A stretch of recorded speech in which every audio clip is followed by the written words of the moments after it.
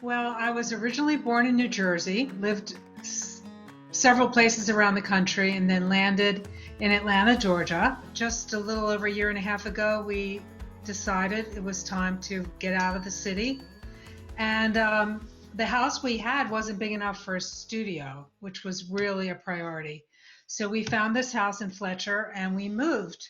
And we built a beautiful studio here in the house where I could teach and do my art. I've been doing that ever since we got here. A little bit more about me. I was a marketing consultant before I gave up my career. And then I started dabbling in this art. I was never taught and never did art until late in life. And I met an artist and she said she teaches, and I resisted it. But my husband said, you should try it. I said, I've never done art. I've collected art. I was always a big art fan. But then I said, okay, I'll try it. And I've always loved mosaic art. That's been a favorite. So I tried it, and the rest is history. I did it increasingly as a hobby. And then last year, I told my husband, I think this is it. I think I need to go. I hate to say that I'm attracted to whimsy because whimsy sometimes sounds trivial, but I look for joy and happiness in what I make. It fulfills me if it makes people happy. If I look at something, I want it to be colorful, I want it to be happy, and particularly when I started with mosaic shoes. I think my company, my husband named it, was called Cinderella Mosaics when I first started, because I felt it was a Cinderella story that I discovered this artistic talent I never knew I had. And I was making mosaic shoes because they're fun and they're whimsical and they're kind of over the top and allowed me to do a lot of decorating, a lot of color, a lot of flamboyance. So when I make pieces, I love to make animals and birds and creatures that I feel need to come to life, to be beautiful. And so I cover them with beautiful clothing and decorations and eyes. And I like working with found objects, and I like working with jewelry and sparkly things. So I've found the pieces that will allow that to come to life. Like the mosaic florals that I make. I make the teeny ones all the way to the big giant ones because I think flowers are just glorious and majestic. And to make them with upcycled, repurposed things and make them beautiful, I love making mosaic florals. The mirrors, I was taught that art and I took it to the next level, and I like the idea of decorating those borders so that when you're looking into a mirror, it just has pizzazz, sparkle and pizzazz and beauty. And the mirror is secondary, the mirror is just a part of it. The animals are my heart. I have, around my studio, if you look around my studio, I've got rabbits and cats and birds and pigs and fish, all waiting for me to make them beautiful and come to life. It's just a thing. I don't know. And I feel it sounds crazy, but I feel attached to them. I talk to them, and when I put the eyes on, they have personality. So it's a real emotional connection to the animals.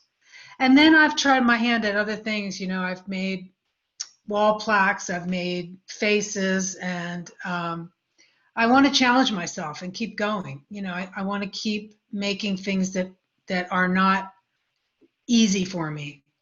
I see something like a black canvas, a bear with no life. And another artist might cover him in brown and black and make him look real.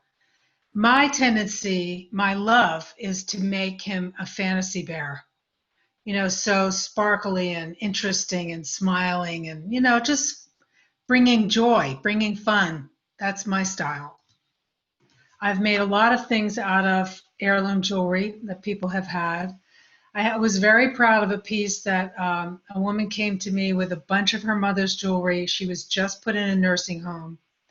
and I created a piece of a long line of trees, and all the trees were made from the jewelry that her mother was wearing, and she brought it and hung it in her mother's room. I mean, that you can't say anything more about how gratifying that is. And I have made a lot of commission pieces. I have one woman who has given me a piece for both of her children. Now for her, I just made a unicorn for her granddaughter. And she gave me a huge paper mache elk that I covered for her room. I mean, she's just always, so yeah, I do a lot of commission. I love making commission work.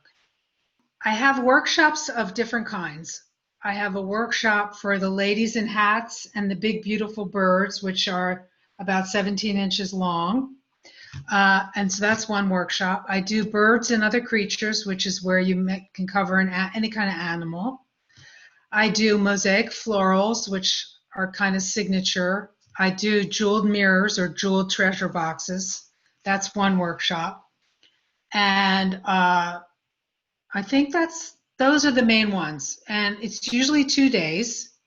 I try to do the what I call the glass slippers workshop, where we make mosaic shoes out of regular normal shoes. And that's 2.5 days. And I try to do that once a year.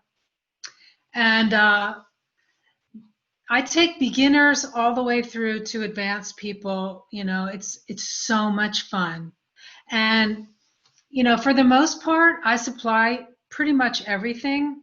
It depends on the class, but I share all my glass and a bunch of beads and a bunch of broken jewelry and things like that.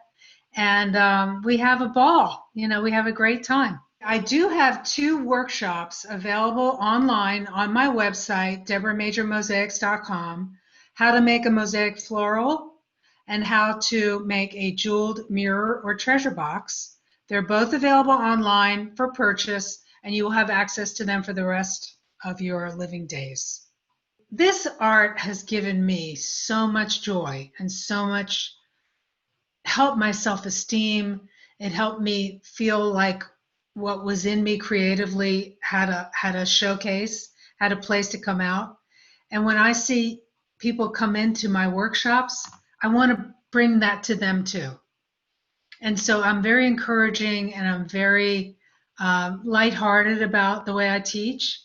And when they achieve, and accomplish something, and they're so happy about it, that's it for me. I mean, that's why I do it. Hi, I'm Debra Mager from Debra Mager Mosaics. You can find my work at www.DebraMagerMosaics.com.